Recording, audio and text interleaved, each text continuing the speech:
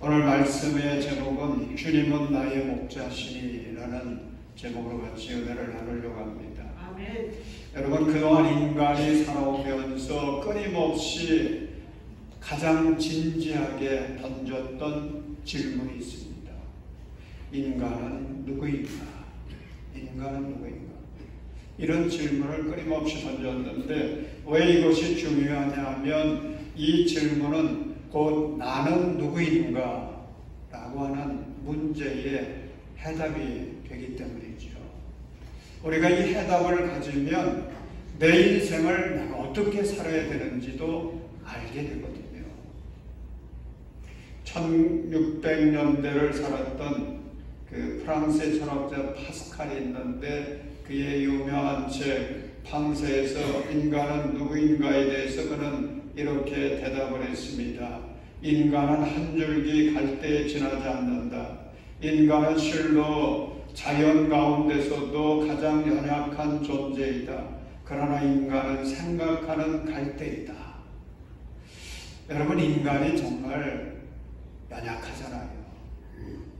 그래서 이 파스칼이 이야기한 것처럼 인간이 갈대와 다를 바가 없습니다. 그럼에도 불구하고 하나님께서 우리 인간에게 주신 귀한 능력이 있는데 그 능력은 생각하는 능력이거든요. 그 능력을 가지고 오늘 우리는 이만큼 살아가고 있는 것입니다.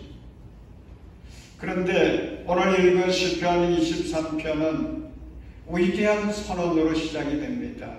우리 함께 1절 말씀 같이 읽습니다.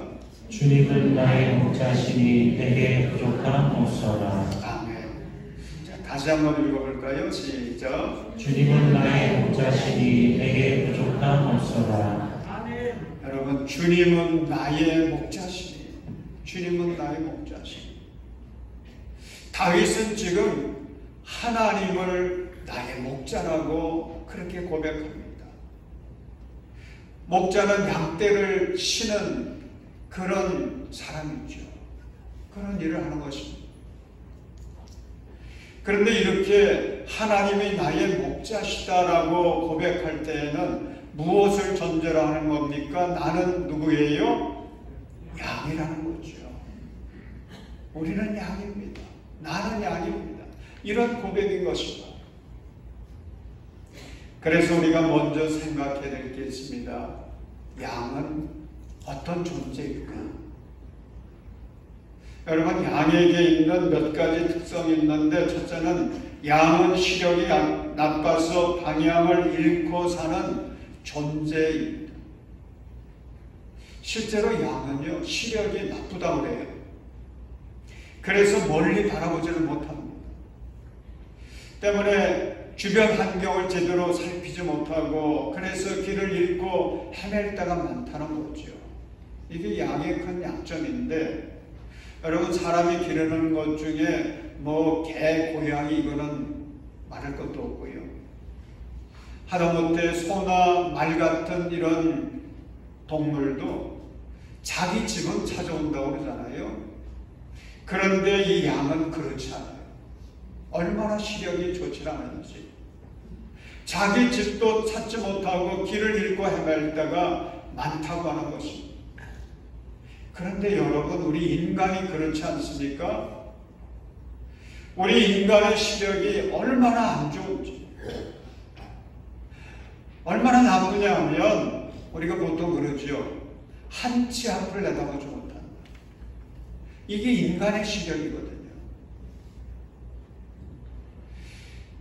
거기다가 우리 인간들은 얼마나 어리석은지, 어디가 생명의 길이고 어디가 죽음의 길인지 분별하지 못해요. 또 어디가 복된 길이고 어디가 저주의 길인지를 분별하지 못합니다. 그래서 헤매는 거예요.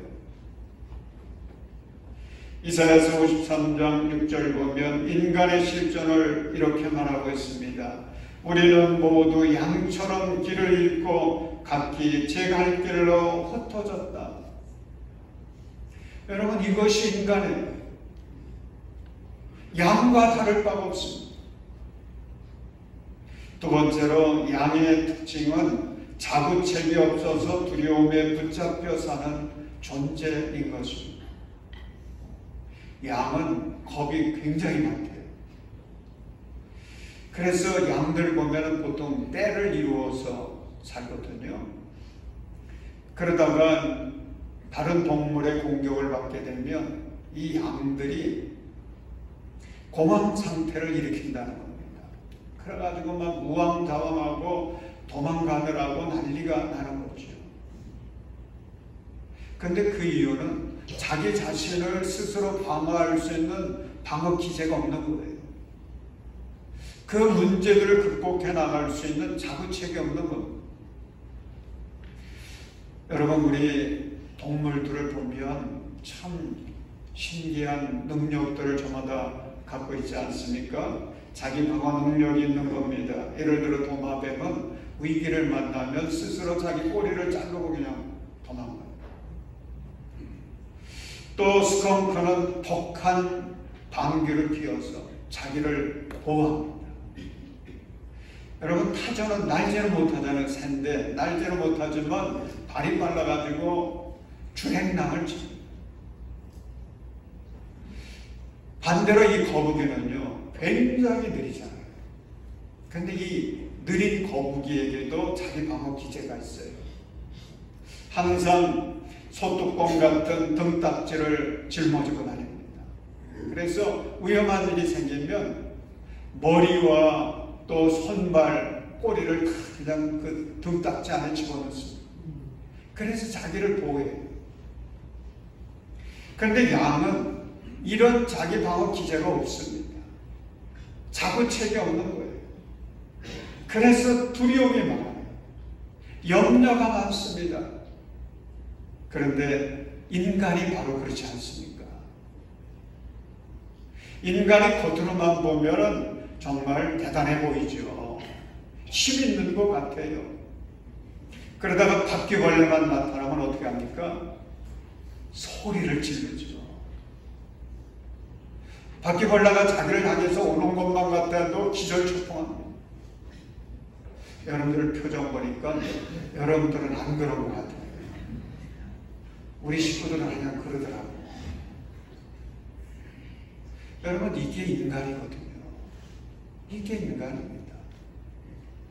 그렇기 때문에 인간은 항상 염려가 많아요. 항상 걱정이 많습니다. 두려움을 안고 살아요. 그래서 인간을 양 같다라고 표현하는 것입니다. 세 번째로 양은 너무나 쉽게 오염되는 존재입니다. 우리 집사람이 한때는 양에 대한 환상이 있었어요. 그래서 알프스 소녀 하이디의 그 이야기를 생각하면서 양들은 정말 흰 털을 갖고 있으니 깨끗하고 그리고 아름다울 거다, 이런 환상이 있었는데 그게 어느 날 깨지더라고요. 대관령에 있는 양떼 마을을 갔다 오더니 양들을 가까이 가서 보니까 지저분하고 그리고 냄새도 나고 그러더라고. 여러분, 그런데 우리 인간이 바로 그렇거든요. 우리 인간들 보면요, 위생관념이 얼마나 대단한지. 거기다가 코로나 시대를 지나면서 그 위생관념이 더 예민해졌어요. 얼마나 자기를 깨끗하게 하려고 애를 쓰는지. 또 여러분, 남녀노소 불구하고요, 자기를 예쁘게 꾸미기 위해서 얼마나 애를 씁니까? 그런 거 보면 아깝게 생각을 안 해요. 자기를 꾸미는 거, 머리 하는 거, 옷 입는 거, 화장하는 거, 뭐 이거 얼마나 애를 쓰는지. 그래서 요즘엔 노인도 노인 같지가 않아요. 얼마나 멋있는지, 우아한지. 그런데 문제는 가까이 다가가서 그 사람을 보게 되면 지저분한 거예요. 더러운 거예요. 뭐 때문에 그렇습니까? 죄 때문에 그래요. 생각하는 게 얼마나 더러운지, 말하고 행동하는 삶이 얼마나 더러운지. 그래서 인간을 가까이 가서 보면 역겨운 냄새가 나고, 바울 사도는 로마서 3장 10절부터 12절에서 인간에 대해서 이렇게 말해주고 있습니다. 우리 함께 읽겠습니다. 성경에 이렇게 기록되어 있습니다. 의인은 없다, 한 사람도 없다. 깨닫는 사람도 없고 하나님을 찾는 사람도 없다. 모두가 그 길로 빠져서 쓸모가 없게 되었다. 선한 일을 하는 사람은 없다. 한 사람도 없다. 여러분, 이게 인간이에요. 이게 나예요. 그런데 더 큰 문제가 뭐냐면 양과 다를 바가 없습니다. 자기 스스로를 깨끗하게 할 방법이 없어요. 자기의 그 삶을 구원시킬 스스로의 힘이 없는 거예요. 자기의 삶을 변화시킬 수 있는 그런 능력이 없는 거예요. 얼마나 무력한지요. 여러분, 양과 같은 우리에게 과연 희망이 무엇이겠습니까?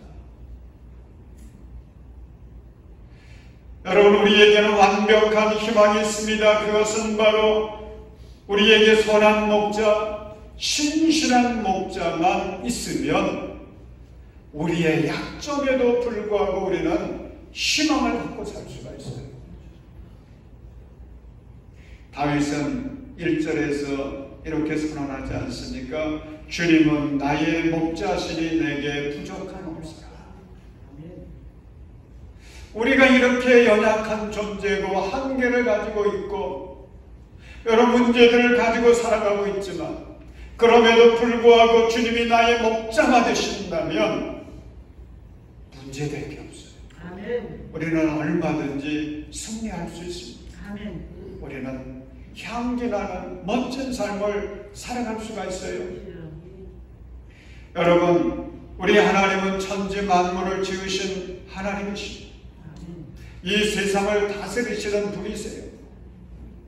그 하나님, 나의 목자십니다. 그 하나님께서 우리를 구원하시기 위해서 이 땅에 오시지 않았습니까? 그분이 바로 예수님이세요. 아멘.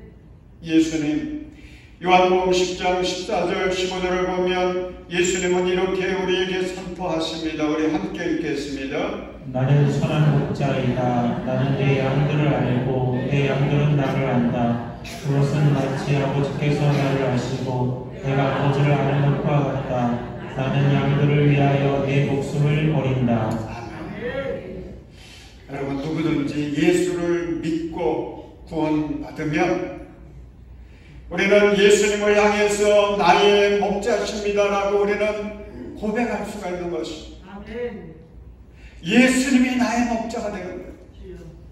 그리고 예수님과 함께 예수님을 따라서 우리의 인생을 살아갈 수가 있습니다. 여러분, 그것이 우리에게 희망인 줄로 믿으시기 바랍니다. 그러면 목자가 양을 위해 해주는 역할이 무엇이겠습니까? 우리의 목자 되시는 주님께서 우리를 위해서 해주시는 일, 그걸 오늘 본문에서 찾아볼 수 있습니다. 첫째는 생명의 길로 인도해 주십니다. 우리 2절 3절 말씀 함께 읽습니다. 나를 푸른 풀밭에 누이시며 쉴만한 물가로 인도하신다. 나에게 다시 새 힘을 주시고 당신의 이름을 위하여 바른 길로 나를 인도하신다. 자, 이 목자가 양들을 위해서 해주는 가장 중요한 게 있어요. 여러분, 2절도 보면 인도하신다. 아멘. 3절에도 보면 인도하신다. 목자의 가장 중요한 일이 인도해 주는 거예요. 어디로 인도해 주느냐? 평안과 쉼이 있는 곳으로 인도해 주셔서 우리로 하여금 새 힘을 공급해 주십니다. 아멘. 또한 바른 길로 인도해서 영원한 생명을 누리게 해주십니다. 아멘. 여러분, 우리가 해외여행을 해보면 가이드가 참 중요하다는 걸 느끼잖아요. 가이드가 좋으면 걱정할 게 없어요. 가이드가 우리 여행에 필요한 모든 것들을 다 준비해 놓습니다. 그리고 정말 꼭 들려야 될 곳으로 안내해 줍니다. 설명도 잘 해줍니다. 여러분, 우리는 비록 한 치 앞을 내다보지 못한 채 늘 미지의 세계를 지금 여행하고 있는 거거든요. 그러나 우리가 걱정할 게 없어요. 예수님을 나의 구주로, 나의 목자로, 나의 주님으로 모시고 살기만 하면 우리 주님은 길과 진리와 생명이 되십니다. 우리 예수님 최고의 가이드세요. 아멘. 최고의 목자십니다. 사랑하는 여러분, 예수님을 여러분의 인생의 목자로 삼고 예수 따라 살아가시기를 주의 이름으로 축원합니다. 아멘. 둘째로, 목자는 두려운 상황에서 보살펴 주세요. 우리 4절 말씀 함께 읽습니다. 내가 비록 죽음의 그늘 골짜기로 다닐지라도 주님께서 나와 함께 계시고 주님의 막대기와 지팡이로 나를 보살펴 주시니 내게는 두려움이 없습니다. 여러분, 지금까지 우리가 살아왔던 삶의 길 한번 뒤돌아보시죠. 그러면 죽음의 그늘 골짜기와 같았던 그 위험한 상황, 절망스러운 상황, 누구나 다 있지 않습니까? 그때 내 마음은 한없이 낙심이 되고 흔들리고 절망에 빠져서 이제 내 인생은 여기서 끝이 나나 보다라고 하는 그런 절박한 위기에 있었을 때, 그때마다 우리 주님께서 나의 목자가 되셔서 나를 보살펴 주시고 나를 지켜 주시고 그 험난한 길을 걸어갈 수 있게 해주신 거죠. 아멘. 우리가 그거 깨닫게 되잖아요. 여러분, 여기까지 함께 하셔서 보살펴 주신 선한 목자 예수님께서 우리의 생명이 닿을 때까지, 아니 영원토록 우리 예수님 나를 지켜주시고 보살펴 주실 것을 믿으시기 바랍니다. 아멘. 주님이 우리의 목자 되세요. 이런 은혜를 베풀어 주세요. 셋째로, 목자는 승리하게 하시고 주님의 집에서 영원히 살게 하십니다. 우리 5절과 6절 말씀 함께 읽겠습니다. 주님께서는 내 원수들이 보는 앞에서 내게 잔치상을 차려주시고 내 머리에 기름 부으시어 나를 귀한 손님으로 맞아주시니 내 잔이 넘칩니다. 진실로 주님의 선하심과 인자하심이 내가 사는 날 동안 나를 따르리니 나는 주님의 집으로 돌아가 영원히 그곳에서 살겠습니다. 아멘. 우리 모든 사람들이 꿈꾸는 게 있습니다. 그것은 내 인생의 최후 승리자가 되는 거예요. 아멘. 비록 지금 내가 실패자의 자리에 있다고 할지라도 내 인생의 마지막에 최후 승리자가 되는 거, 이거 우리가 꿈꾸잖아요. 또한 이 땅에서의 삶이라고 하는 게 영원한 것이 아닌 것을 우리는 너무도 잘 압니다. 오늘도 관고한 것처럼 우리 광안상 권사님 주님의 부름을 받으셨어요. 이건 남의 이야기가 아닙니다. 우리 모두의 이야기입니다. 그래서 우리가 꿈꾸는 것이 있습니다. 이 땅에 사는 동안 나의 삶이 하나님의 은혜 가운데 살자. 내가 이 땅을 떠날 때에는 주님이 예비해 놓으신 하나님의 나라 천국에 들어가서 주님과 함께 영원히 살고, 이거 우리 꿈꾸잖아요. 아멘. 그런데 이런 꿈은 우리의 힘으로는 이룰 수가 없습니다. 세상의 과학으로도 우리가 좋아하는 돈의 힘으로도 얻을 수가 없어요. 오직 우리의 목자 되시는 예수 그리스도의 은혜로만 가능한 줄로 믿습니다. 아멘. 지금 우크라이나를 침공해가지고 전쟁을 벌이고 있는 러시아 대통령 푸틴 유명하죠. 이 푸틴 대통령이 52년생입니다. 그러니까 72세 정도 이렇게 된 겁니다. 그런데 이 사람이 지금까지 자기가 쌓아왔던 그런 그 정치적인 그 기초 위에 이제 더욱 화려한 욕망의 탑을 쌓아가려고 한다고 해요. 그런데 건강해야 되지 않습니까? 그것도. 그래서 지금 건강을 위해서 이 푸틴 대통령이 하는 것이 녹용에서 나오는 사슴피로 목욕을 즐긴다는 거예요. 도대체 그러면 좀 나아질런지. 그리고 러시아의 과학자들에게 지시를 내렸는데 늙지 않는 비법을 연구하라고 그랬대요. 여러분, 그런다고 승리합니까? 그런다고 불로장생합니까? 헛수고예요. 방법이 없습니다. 그래서는 승리할 수 없어요. 그래서 영생을 누릴 수가 없어요. 여러분, 우리 모두 인간적인 방법 내려놓으시고 우리의 목자 되시는 예수 그리스도, 나를 한없이 사랑하셔서 나를 구원하시기 위해 이 땅에 오셔서 십자가를 지시고 보혈의 피를 흘려주신 그 예수님, 그 예수님을 여러분의 마음에 목자로 모시기를 주님의 이름으로 축원합니다. 이게 가장 중요한 거예요. 예수님이 나의 목자이십니다. 여호와가 나의 목자이십니다. 여러분, 오늘 우리가 그 고백해야 되거든요. 우리 여호와 나의 목자, 우리 1절만 같이 찬양하려고 합니다. 여호와 나의 목자, 내게 부족 없네. 푸르른 조장 위에 나의 몸 누이시네. 선한 목자, 선한 목자, 오 나의 목자여, 생수가 넘치는 곳 날 인도하시네.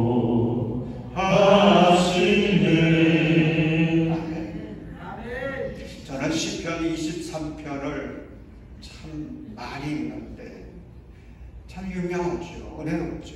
근데 특별히 이 시편 23편을 읽을 때마다 저에게 은혜를 주는 두 구절이 있습니다. 1절, 내게 부족함 없어라. 그리고 5절, 내 잔이 넘칩니다. 저는 이 구절이 참 은혜가 돼요. 내게 부족함 없어라. 내 잔이 넘칩니다. 저는 1980년부터 목회를 시작해서 이제 내년 4월 은퇴하게 되면 45년을 목회하게 되는 거거든요. 근데 그 45년 동안 달려온 목회 인생 생각해 보니까 전적으로 하나님의 은혜였습니다. 아멘. 저는 목회의 길을 가야 되겠다, 이거 생각 못했어요. 교회 어른들이 너 목회하면 어떻게 했느냐 그러면 도리어 막 화를 내고 그랬어요. 그런데 그런 나를 주님은 신학대학으로 인도해 주셨어요. 그리고 도중에 신학 공부를 하다가 도망칠까봐 1학년 때 아예 군목시험에 합격해서 졸업하고 목회하고 그래야 군목으로 갈 수 있거든요. 그래서 저는 그래야만 되는 줄로 알고 졸업을 했습니다. 그리고 목회를 나갔습니다. 그러면서 지금까지 저는 내가 가고 싶은 곳으로 가본 적이 없어요. 주님께서 명하신 곳으로, 주님의 뜻을 따라, 주님이 필요로 하는 곳으로 주님께서 저를 인도해 주셨고, 또한 목자 되시는 주님께서 그 주님의 뜻을 이룰 수 있도록 돌봐주시고 은혜를 베풀어 주셨습니다. 이제 저는 달려가야 할 사명의 길이 얼마 남지 않았어요. 그리고 그 후에는 전혀 경험해 보지 못한 또 다른 삶의 길을 가야 되는 것입니다. 그러나 제가 확신하는 게 있습니다. 여기까지 인도하시고 돌보아주시고 승리하게 하신 나의 목자 주님께서 그 길도 인도해 주시라고 믿는 것입니다. 내 삶이 최우승자가 될 수 있도록 주님이 도와주시는 거라고 믿습니다.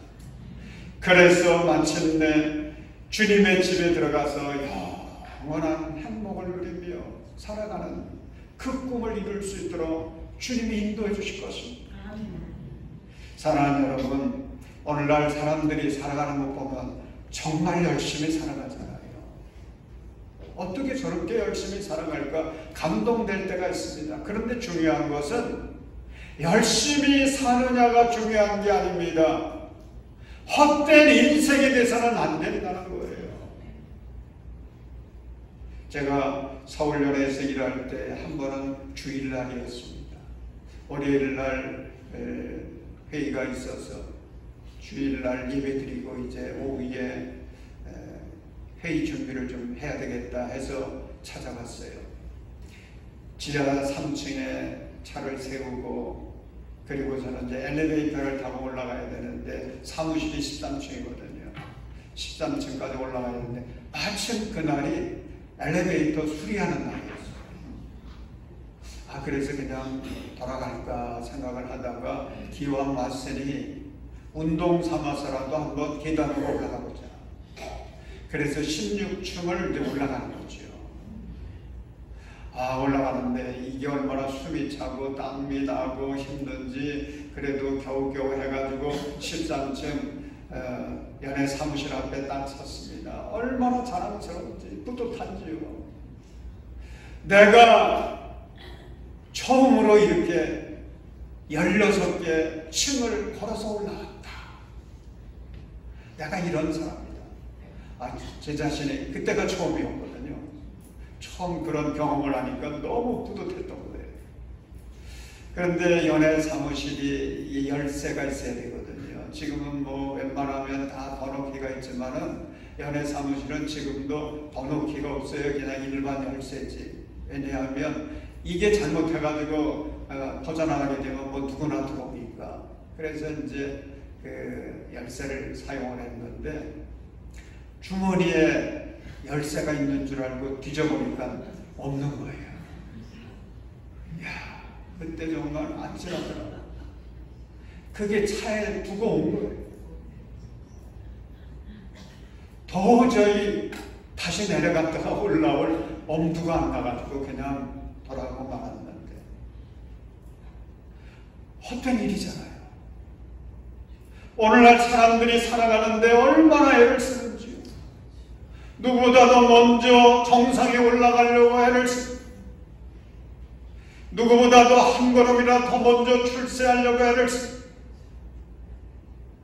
그래서 뿌듯해하기도 하고 자랑스럽게 여기기도 하지만 그 수고가 헛수고일 때가 얼마나 많은지.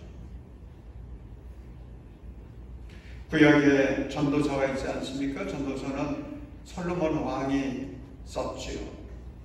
이 솔로몬 왕이 썼는데 솔로몬은 하나님의 복을 받았어요. 믿음으로 기도해서 하나님의 복을 받아가지고 뭐 온갖 부귀영화를 다 누리게 됐습니다. 사람들이 부러워하고 또 탐내는 모든 것들 다 누렸어요. 그런데 이 솔로몬의 실수가 있습니다.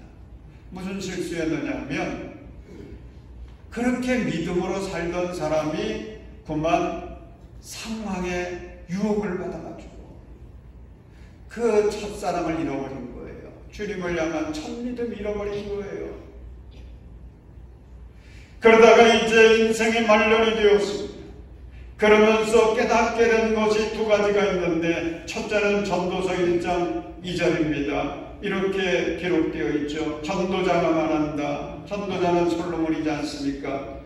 그는 어떻게 말하느냐? 헛되고 헛되다, 헛되고 헛되다, 모든 것이 헛되다.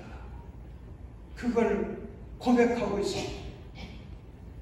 두 번째는 전도서 12장 13절 말씀인데 그는 우리들에게 이렇게 권면해주고 있습니다. 우리 12장 13절 말씀 함께 읽겠습니다. 할 말은 다 하였다. 결론은 이것이다. 하나님을 두려워하여라. 그분이 주신 계명을 지키라. 이것이 바로 사람이 해야 할 의무이다. 아멘. 여러분, 오늘 시편 23편을 썼던 솔로몬의 아버지 다윗의 고백은 다르잖아요. 왜 그렇습니까? 이 다윗은 우리처럼 인생의 별별 희노애락을 다 경험했습니다. 그럼에도 불구하고 그는 하나님을 향한 믿음 잃어버리지 않았어요. 언제나 하나님을 나의 목자로 모시고 주님과 함께 사는 거예요. 그랬더니 그의 고백과 노래는 달랐습니다. 주님이 나의 목자시니 내게 부족함 없어라. 내 잔이 넘칩니다. 사랑하는 여러분, 우리는 양과 같은 존재들입니다. 목자가 없으면 안 돼요. 그 목자는 신실해야 됩니다. 능력이 있어야 됩니다. 우리를 사랑하는 목자여야 합니다. 여러분의 심령 속에 하나님을, 예수 그리스도를, 성령님을 목자로 모시기를 바랍니다. 주님의 손 붙들고 사십시오. 주님 따라 살아가십시오. 그래서 여러분의 삶의 고백도 헛되고 헛되다 이런 고백이 아니라 내게 부족함 없어라, 이것이 여러분의 고백이 되어지고 내 잔이 넘칩니다라고 하는 것이 여러분의 고백이 되고 노래가 될 수 있기를 주님의 이름으로 축원합니다. 기도하시겠습니다. 신실하신 하나님, 이 시간 우리 모든 성도들에게 성령을 부어 주옵소서. 그래서 예수님이 내 인생의 목자가 되심을 온전히 믿고 인생의 끝날까지, 아니 영원토록 주님 따라 우리의 인생을 걸어가게 하여 주시옵소서. 우리의 사랑 목자이신 예수님의 이름으로 기도합니다. 아멘.